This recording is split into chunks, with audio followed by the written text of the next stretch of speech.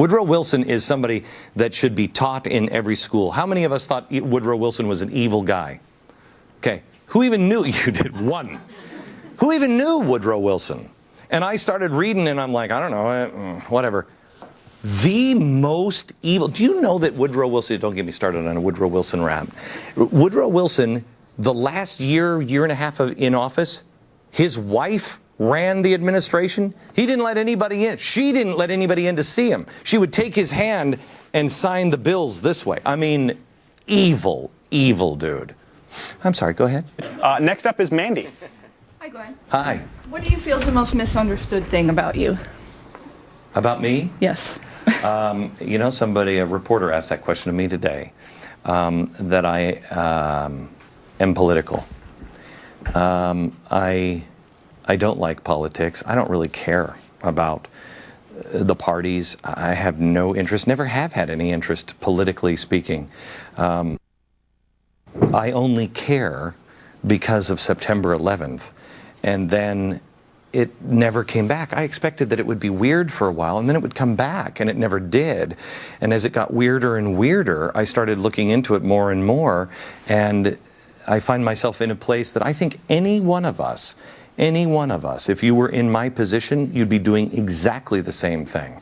I just find myself in this situation, and I have no choice. I don't want to do it. I can't wait until it becomes normal. I hope to God it becomes normal again. And, you know, I can go and we can go do entertaining shows and have fun and, you know, do things that are less stressful than all of this.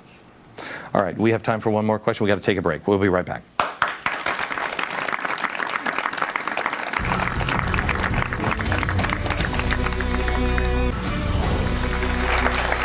Okay, I know the name of the show is Ask Glenn Anything, but I actually want to spend a couple of minutes here just asking you a question.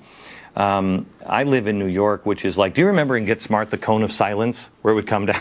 Okay, it's kind of like the cone of silence, except, and when it comes down, you can't hear anything that makes sense. And I get lost from being in this bubble and this media bubble and everything else. And I'm not sure what it is that if you watch the show every night, what it is you wish we would do more of. What is it that we're missing? What is it where are we missing it? Anybody? Does everybody watch the show? Okay, you have one here up front. Yeah, actually, I only watch the show occasionally. Maybe you do cover this and I just missed it, but you know, I guess I have a bunch of conservative and a bunch of liberal friends, and when my liberal friends just start saying things or show sort of a lack of awareness, I'm just sort of wondering how you talk to these people just to begin to convince them or plant the seeds of doubt in their mind that they might be wrong, and I just don't know kind of where to start. Okay. Usually it doesn't work. Yeah, no, I know it doesn't. I know it doesn't work. I think that one is going to solve itself here soon, and it's really interesting how polarized we have become, and I admit I'm part of that in many ways. We all are, because as we were going, I don't think we realized how far apart we were from some of these uber left people.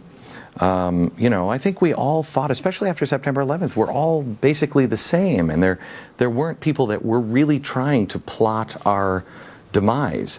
I think the answer is, again, faith, hope, and charity. Hope, when we just will be honest with each other. You know, the thing that changed my life was Thomas Jefferson.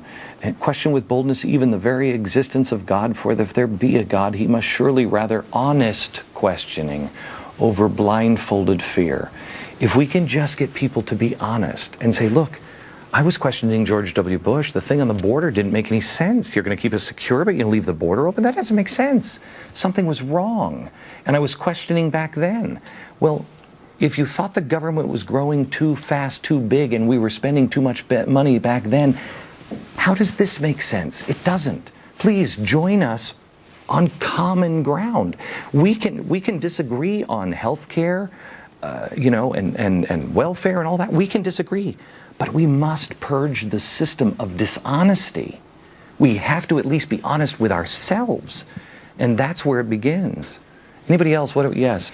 How do we deal with the people who just are completely blind? I'm talking about the people in Congress and the Senate. They're so out of it.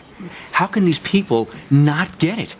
It's almost like we should be interviewing them in front of a camera and asking them basic principles of our Constitution and have them in front of the entire world seeing how stupid they are. This is a good question. How many of you, because I think you can get politicians on every show, and we don't do politicians and we don't do guests, because usually it takes a lot to get something out of a guest, et cetera, et cetera. I value your time, so I don't want to do that. And politicians usually don't have anything new to. I can tell you exactly what they're going to say. So should we do more guests? Should we do more politicians? Yes or no? Yes, we should do more guests and politicians. Wow. Okay. But spontaneous. Put a camera in their face in Congress saying, "This is what you voted on." But you have that. You have that. Have you seen the website where you have people saying they have asked all the members of Congress that they can get a camera in front of and say, "Where do you find this in the Constitution?" They all answer the same way. I don't know. We have people to look into that. I don't know. And they can sleep at night. Yes. When I ask people why they don't watch you, especially my sister who's a Democrat, the answer is it's very negative. It's too negative. This situation is negative. Yeah. That said, I think that with the cohesiveness of the Tea Party groups and everyone coming together, the people who want to go back to the original values, the faith, hope, and charity, people are really starting to feel bonded together now. And the group is growing huge. There's actually a virtual march for April 15th for those who can't attend online that you can sign up for, and 190,000 people have already signed up for it. Yeah, I tell you, there's a lot of positive going on, and I don't know if you guys have noticed the change in our show in the last year, but last year was trying to figure it out.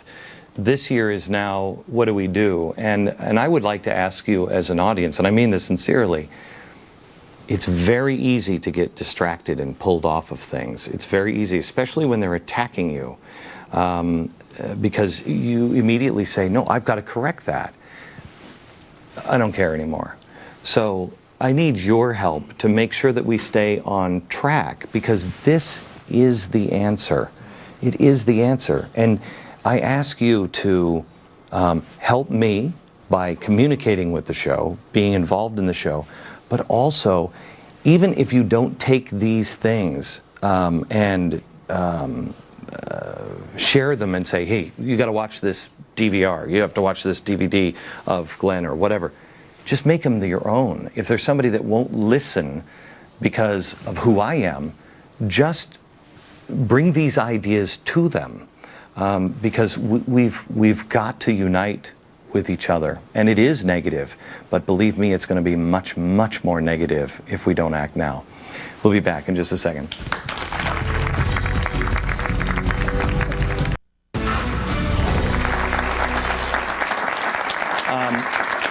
We just have to invite more audience members to come to New York and just have dinner with us one night. We don't have to have you on camera. I've learned a lot from you, and I thank you very much. I want to thank Steven Crowder for helping us out tonight from New York. Good night, America.